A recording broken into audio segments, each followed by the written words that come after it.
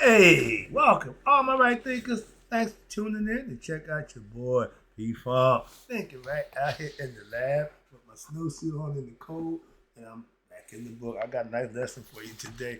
I'm gonna teach you how to eat correctly and how to fast, and what alkaline foods and acid foods to eat and not eat. Let's go through this lesson. I'm gonna have some fun. I'm about to become a vegan messing with these people. They give me some good understanding of veganism, so I'm gonna pass it on to you. Let's go. Rightism, 25 rules to live by. Storytelling, story with a message. There's always a message in my stories for life. I give life lessons.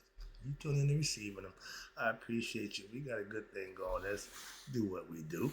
Right thinking mission is to enlighten, inspire, educate, and motivate you, the individual, to a higher spiritual level of enlightenment.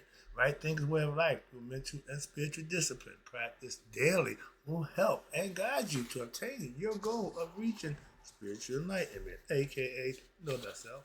My mission is that all right thinkers know thyself. If you're a right thinker, your goal is to know thyself. See where we're going with this? Let's get there together. So I asked the question, do you know you? You will when I'm through. That's what I do. It's rhetorical, but if you don't have to answer for yourself, tune in. I got you. A person who knows not and knows not that they know not is foolish. Disregard them. A person who knows not and knows that they know not is simple, but you can teach them. That's why I do what I do. For you, appreciate you too. Stay tuned. I got more for you. A person who knows not and believe and think that they know is dangerous. Avoid them. I do. A person who knows and knows not that they know is spiritually asleep. I can awaken them. I'm your spiritual alarm clock here to wake you up with knowledge of self. That's what I do for you. A person who knows and knows that they know is wise. Follow them. All these persons reside in you. Right thinkers, know thyself and to my yacht be true. Veganism. This is the last this one. You see where we going next, but let's get this vegan thing out. I'm right thinking P-Funk's philosophy on how to eat correctly and fasting. I might get into the life and death if I got enough time. If not, that's the next lesson. But let's rock with this vegan thing. Sun ripened fruit and vegetables are the most energetic food you can eat. I done learned that from the vegans, okay? So that's me just giving you my understanding of what they present in their case. Vegans are some bad people. How to eat correctly. Everybody knows just pick it up, put it in your mouth and chew it and swallow it. That's what you would think. Au contraire, my friend. Let's talk about this, how to eat correctly. Ensure thorough chewing of your food until it becomes a liquid. We puree. When I see old folks, senior citizens, they puree the food. They got no problem, chewing their teeth bad or whatever. So they puree. But you can do that with your own teeth, grinding it down. I get the concept. Okay, I understand it. Until it becomes liquid. Why? Because the body digests liquid food more efficiently. We got 15 feet of intestine, and that's a long stuff to go through. So I get the concept now. Again, learning about this whole thing with the body and the intestines and what we got down there, and it makes a lot of sense.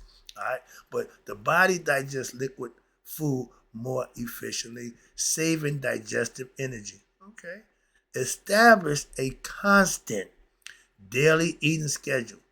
Create a cycle that optimizes the body potential for efficient food processing.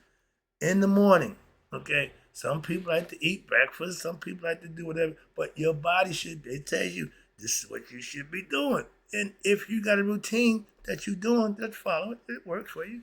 But watch this. It also says avoid eating after sunset. All you late night eaters, watch this. Avoid eating after sunset as sunlight aids various bodily functions, including digestion. Didn't know that. Strive to consume meals in natural sunlight. I'm starting to get that concept. I've been eating grapefruits, and my thing is grapefruit and apples. Okay, if possible and when possible. I'm taking my shot at what they say is good.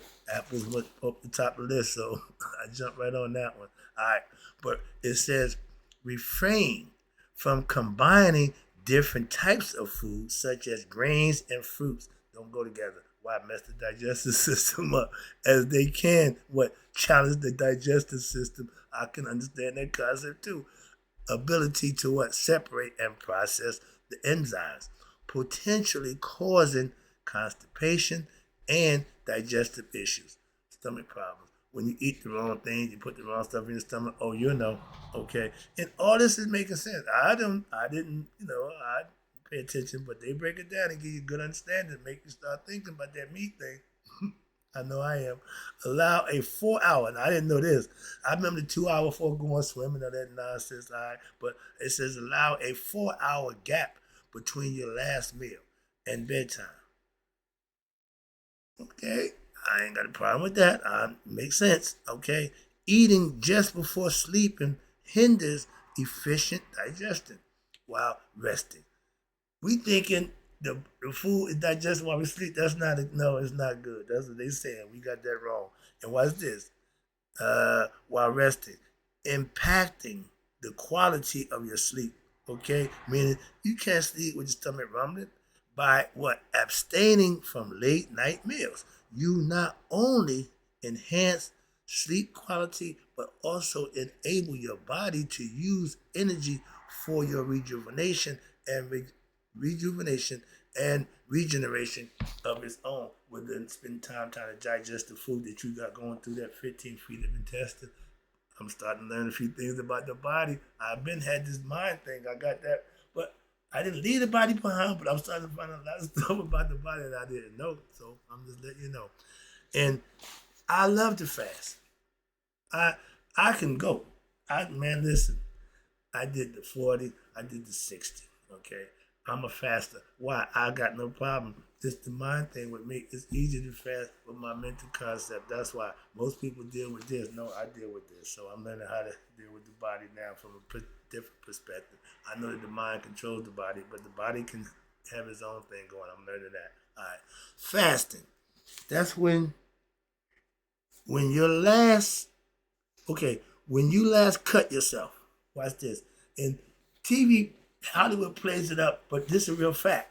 Your body naturally heals the wound. We all have scars, and they healed on their own, didn't they? In time, they do it instantaneously. It's just, but the body mends itself. Watch this. The human body possesses the innate ability to heal itself. It says right there. It simply requires what? The necessary time and the energy to do so. That's when we go to sleep. And if your body ain't trying to digest the food that you ate at late night, it can do other things. I got that concept. I understand that. Again, this ain't my philosophy. I'm just picking up and learning as I go. But it makes a lot of sense. And I got to think about this stuff. All right? For efficient fasting with maximum results, consider adopting what they call a one fruit diet for 1 week before initiating your fast. I won't eat until noon on the weekends, pretty much, or pretty much during the week. I don't eat nothing until afternoon. So that's pretty much fasting. I go to bed, I get my little 10, 12 hours in from the time I not eat to the time I eat again. So that's on a normal for me. That's regular. That ain't me starving myself or me. No, just routine basis I've got comfortable with. That's all. I'm good with 1 meal a day. I've done that too. Okay, moving on. But these are things that I practice on my own, and I'm seeing how they know just what they're talking about. Okay, all right. Watch this. And fasting. You begin fasting. You start with 1 day of liquid intake. That's it. Only water or coconut water or juice. I'm a juice man. Okay. But every 2 weeks, as you establish a consistency, you can gradually extend your fasting duration to multiple days, sometimes even weeks, depending on how your lifestyle is. Okay. And fasting is a potent method for addressing various health issues. You know that? I didn't. Okay? I just thought fasting was good to get the body to do what it does, and that's what they said. I had an idea about it. I didn't know how serious it was. Okay, but as it allows your body to undergo powerful healing processes. That's amazing.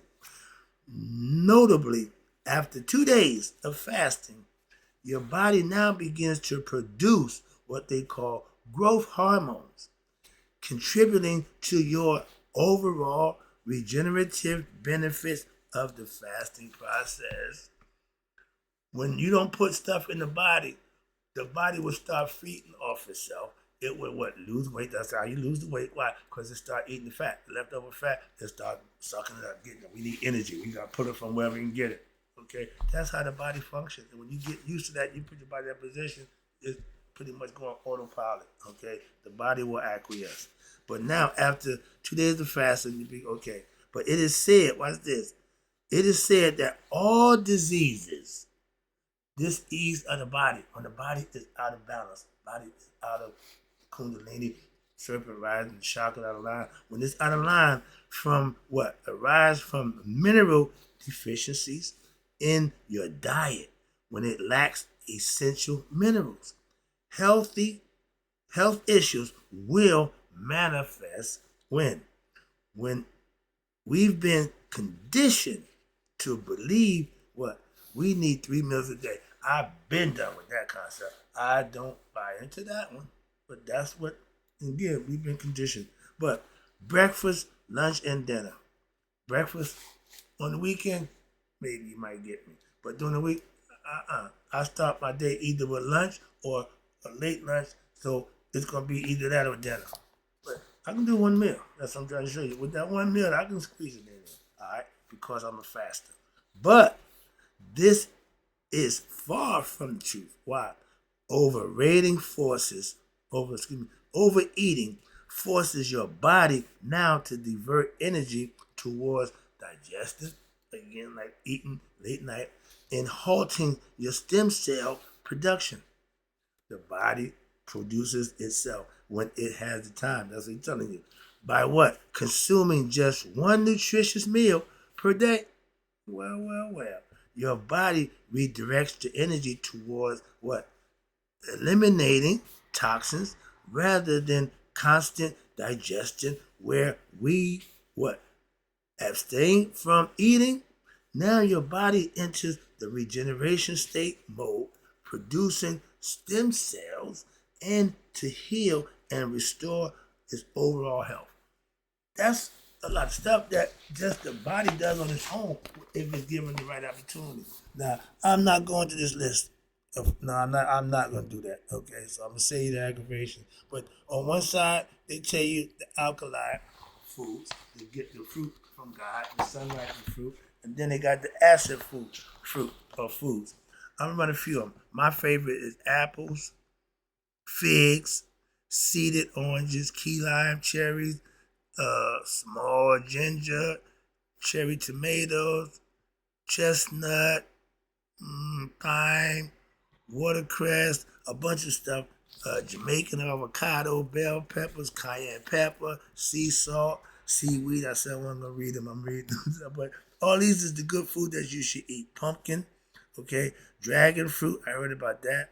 Agave, what's that? Spring stuff, okra, and carrots. Yep. And the acidy food, turmeric, lemon, orange seedless, bananas, moringa, aloe vera, pomegranates, know about them, green beans, soybean, garlic, pineapples, mint, potatoes, sweet potatoes, white, brown rice, anything seedless, okay? Don't eat the seedless watermelon. Okay, tofu, iceberg, lettuce, black seed oil. But the keynote here is it says, fast 1 day a week, consume 1 meal a day only, and consume most alkaline plants, fruits, and vegetables. Eat 4 hours before you go to sleep. Eat when the sun is up. These are all things that you can practice on your own. You ain't got the question, is it real? Do it work? Try it for yourself. If you want to find out, give it a shot. Put it through use. Practice it. That's what I tell you. If you learn something and you want to see if it works, put it to use. Implement it. Practice it. I'm done with the vegans, okay? Now let's talk about this thing here. What you know about life and death? Yin, yang, up, down, in, out, day, night. It's all the same thing. This hourglass is shaped like that. If you turn it sideways, you got what? The infinity sign, the Ouroboros, the tortoise tree. I learned about y'all, okay? But this is, they say the reason why the sign for God was the circle. Why? Because you can't tell where it begins and where it ends. I am the Alpha and Omega, all that good stuff. But signs and symbols was the way we communicated in ancient time in the beginning. And this here you see up here. What they sharing in the middle, that's the heart. You got two serpents. One's coming down, one going up. Two opposites. You got the female down here in the dark, the moon. You got the sunshine, the light up here, man in heaven. And what he's doing, she's reaching up and he's reaching down and they meeting in the middle. That's the what hyperboloid. Hyperboloid. That means the connection between heaven and earth, unseen and seen, anything spirit and matter, all that. But this is what that is, and that's the connection right there. And this been symbolized since the beginning of time. And we play with it and play with it. We use it now, life and death. Let me see if we can make it work for you. The eternal circle of life and death. Excuse me, the eternal cycle, my bad. Death is not the end, only for those who are ignorant of life and death. If you don't understand life and death, you think death is the end. And if you don't get the knowledge of self, it will be for you. But for life, spirit is eternal. It's forever. The body is powered by an inner sun. That's what? Unseen. By the physical eyes, that's spirit. Okay? The body itself does not live. No, you got cardiovascular system, you got nervous system, okay, you got a whole bunch of stuff that makes it. It's just merely a vessel for what? What's inside is the spirit, which is infinite. This is why the symbol for spirit is a circle. I'm trying to prepare you for this. And I have my own philosophy, but this is pretty much the same thing from a physical aspect. I'm learning that. I'm about to end the book. I just figured that out. I really did smart, obviously. All right, but in the circle. But why? Because without a beginning or an end, that's God. A circle represents a cycle, and existence flows through the unbroken cycle of life and death. They don't separate. They're together. They go like the yin and yang. Okay? When we go to sleep, we're practicing what? For death. Okay, I've been telling you that for years. Watch this. This cycle is reflected in nature. Again, our ancients worked symbolism with nature. The Catholics, the Roman Catholics and the Greeks, they try to mix it into real life to make it literal. It don't always work. You might get it a good fit every now and then, but it's not a consistent fit. Why? Because everything can't be literal. That's why. The day and night illustrates right there what? This is a micro scale with the sun symbolizing life and the moon representing death. Symbolism, again. Astrology acknowledges what? That the sun is the giver of life. We know that, or we should. Okay. And while the moon governs the darkness and transition, the seasons also embody this rhythm. Plants flourish where? In the summertime. Representing what? Vitality, new life, resurrection, and wither where? In the winter, signifying what? Death, okay?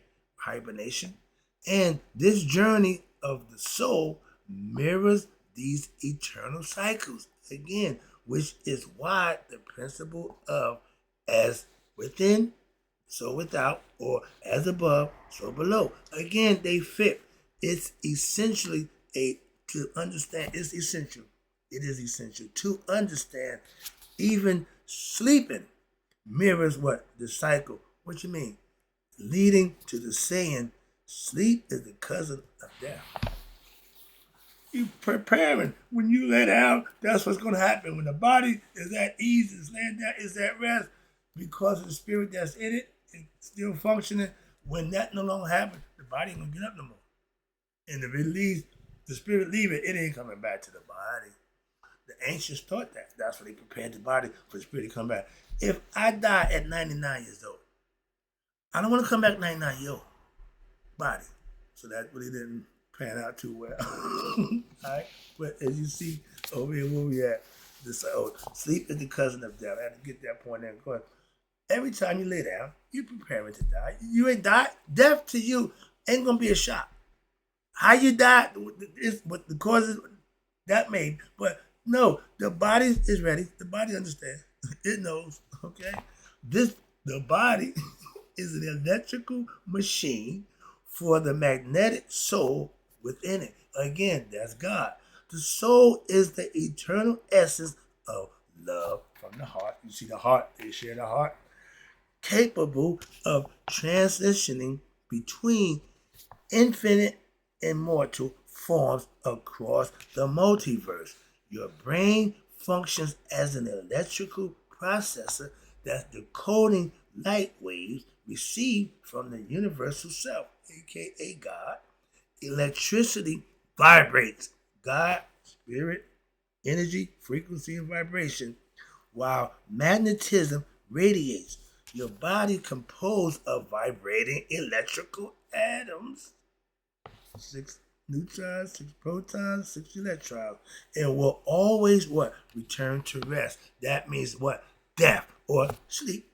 While we still physical, we lay the body down for to get rest. But the magnetism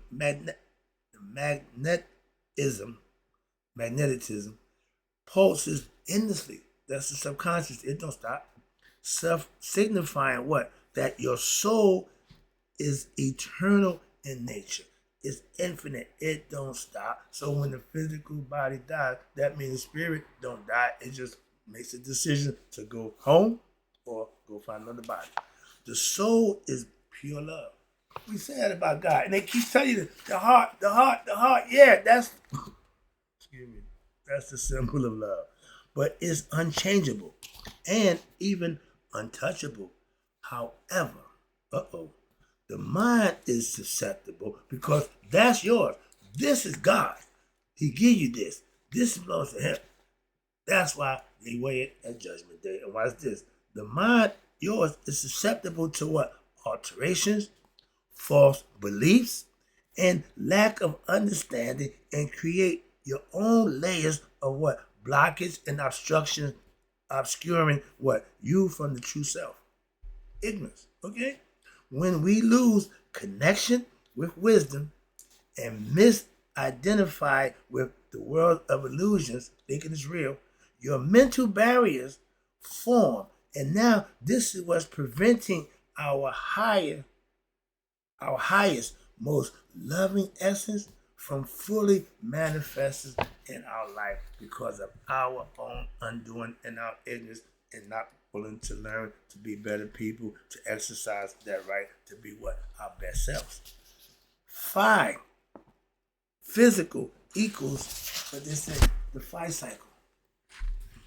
Every time I see this, the phi sign, this is the SAR and this is our set and that going up. I don't give a damn how you present it. I don't care about what all this means nothing. All I know from my ancient that's the flout. That's my concept. And I understand it. And all they do is presenting it in a different way, which I ain't got a problem with, again, at all. But then they show you the torch for it.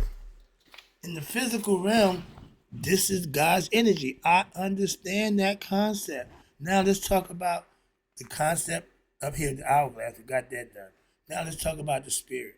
Okay? And I got a few breakdown over here about death. So a little more intricate. And I'll wrap it up for you. But this is a good lesson also.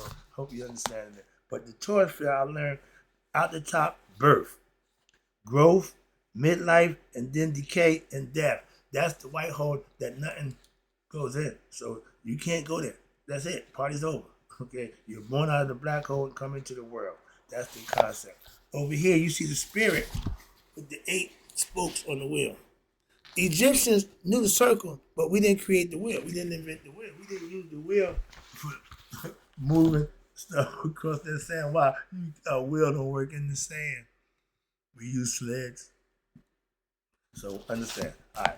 But the circle, okay, again, represents God.